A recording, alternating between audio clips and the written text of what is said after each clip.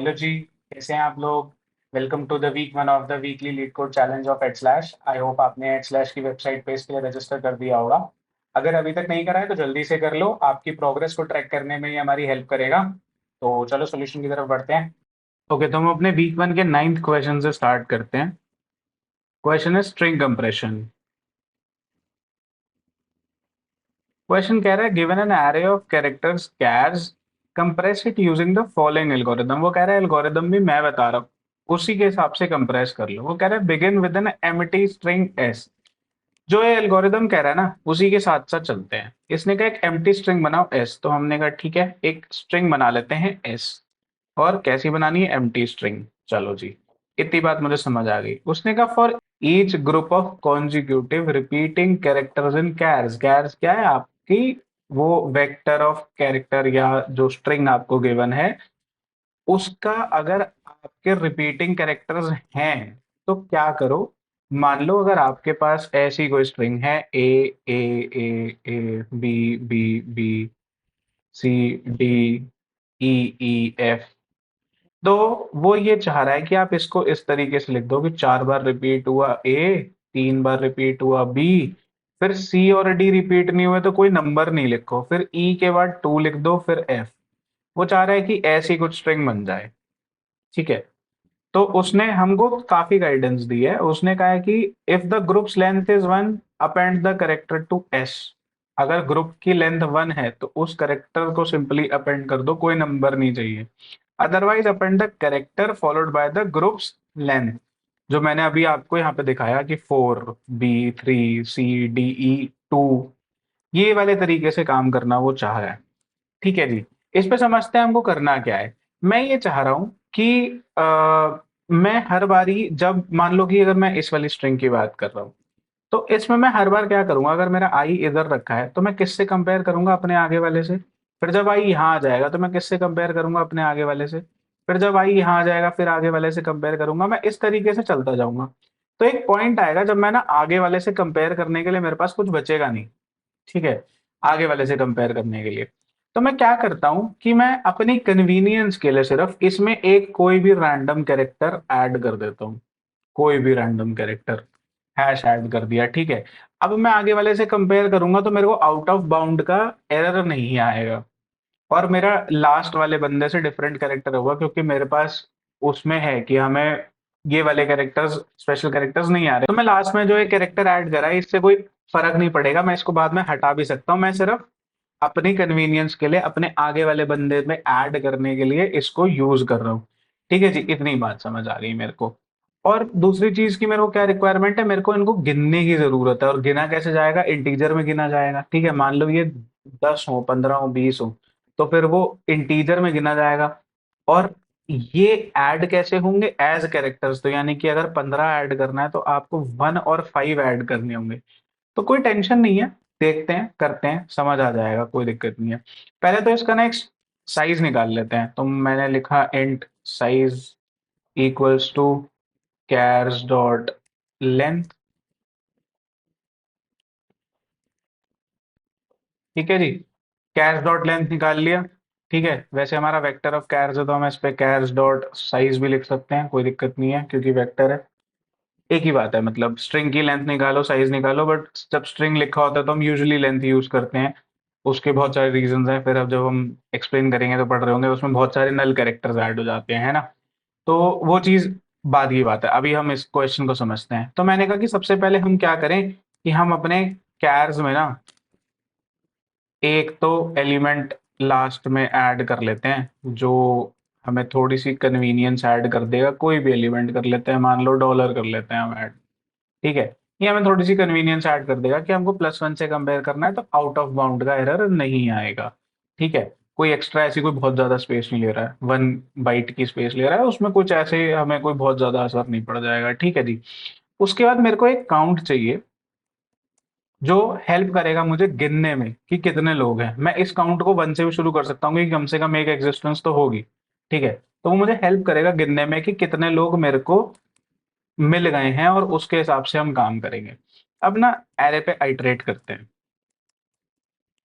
आई less than size आई plus plus. ठीक है। मान लो पहले एक कैरेक्टर बाहर निकाल लेते हैं। तो मैंने कहा कैर्स ऑफ आई को हमने बाहर निकाल लिया सी में। मान लो अब मैं कह रहा हूं कि अभी जो मेरे पास बंदा है ना, उसके आगे वाला उसके इक्वल है। दो ही सिचुएशन हो सकती है। नम्स लिखने की आदत हो गई है, आई एम सॉरी। दो ही सिचुएशन हो सकती है कि कैर्स ऑफ आई जो है, वो i+1 जो है, वो इक्वल टू सी है। ठीक है। या दूसरी सिचुएशन क्या हो सकती है कि नहीं है। तो एल्स और इफ, ये दो सिचुएशन हमको हैंडल करनी है। एक इक्वल है, दूसरा इक्वल नहीं है। समझते हैं कि अगर इक्वल है तो क्या करना है। अगर इक्वल है तो मुझे कुछ नहीं करना, मुझे केवल काउंट को प्लस प्लस करना है। ठीक है। कुछ नहीं, अगर इक्वल है तो मुझे सिर्फ काउंट बढ़ाना है। ठीक है। अगर इक्वल नहीं है तो मुझे क्या करना है। अगर इक्वल नहीं है तो उसने कहा कि आपको अगर ग्रुप की लेंथ एक मिले तो कैरेक्टर को अपेंड कर दो एस में। दूसरी चीज, अगर ऐसा नहीं है तो अपेंड करो कैरेक्टर को और ग्रुप की लेंथ को भी। तो यानी कि कैरेक्टर तो अपेंड होना ही है। ठीक है। हमारी स्ट्रिंग का नाम क्या है? हमारी स्ट्रिंग का नाम एस है। ठीक है। तो मैंने कहा कि एस में कम से कम कैरेक्टर तो अपेंड होना ही है। तो plus is equals to C, character append हो गया। इतना काम जरूरी है। इसके बाद उसने कहा कि अगर लेंथ वन है तो कुछ नहीं करना, अगर लेंथ वन नहीं है तो कुछ काम करना है।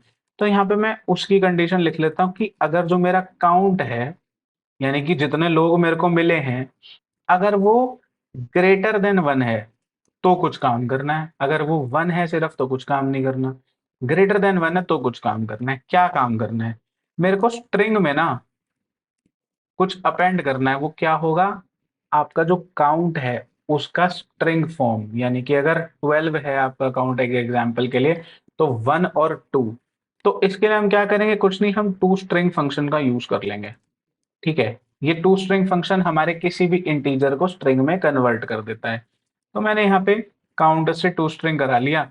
ये मुझे स्ट्रिंग रिटर्न करके देगा। उसको मैंने किस में अपेंड करा दिया? अपनी एस वाली स्ट्रिंग में। ठीक है। इतनी बात समझ आ गई।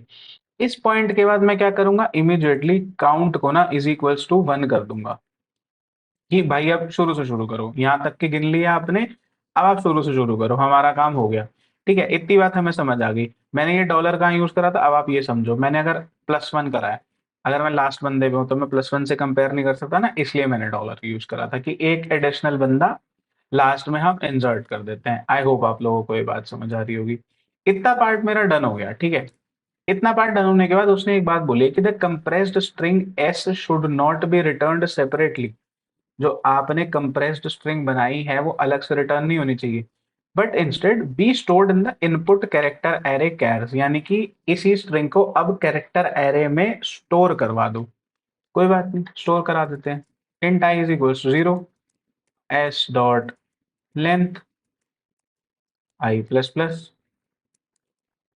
ठीक है। एस डॉट लेंथ क्यों करा? क्योंकि एस को स्टोर कराना है तो उसकी लेंथ जितना चले। ठीक है।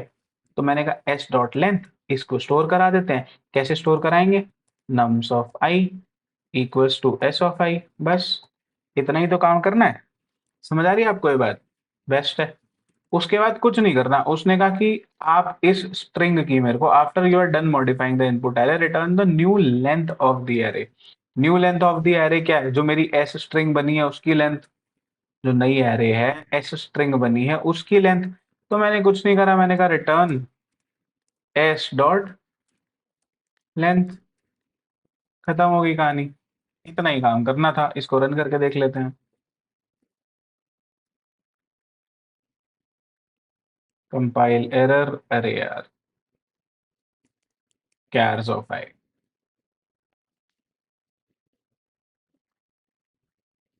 हो गया जी एक्सेप्ट। सबमिट करके देख लेते हैं।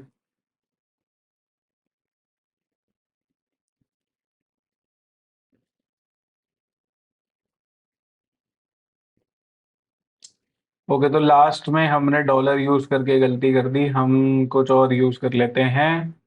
मे बी स्टार यूज करके देख लेते हैं, शायद इससे सबमिट हो जाए। हो गया जी, स्टार यूज करके हमारा सबमिट हो गया। तो आई होप आप लोगों को ये समझ आ गया होगा। ठीक है जी, बहुत बढ़िया। हाँ जी, तो आई होप आपको ये क्वेश्चन अच्छे से समझ आ गया होगा। आपको इसका कोड और एक डिटेल्ड एक्सप्लेनेशन एडिटोरियल फॉर्म में हमारी वेबसाइट पे भी मिल जाएगा, तो आप उसको भी चेकआउट कर सकते हैं। बाकी वीडियो को लाइक करिए, अपने फ्रेंड्स के साथ शेयर करिए, थोड़ा उनका भी भला हो जाएगा, और हमारे चैनल को सब्सक्राइब भी कर लीजिए। Till then, thank you for watching this video. Until next time, bye bye.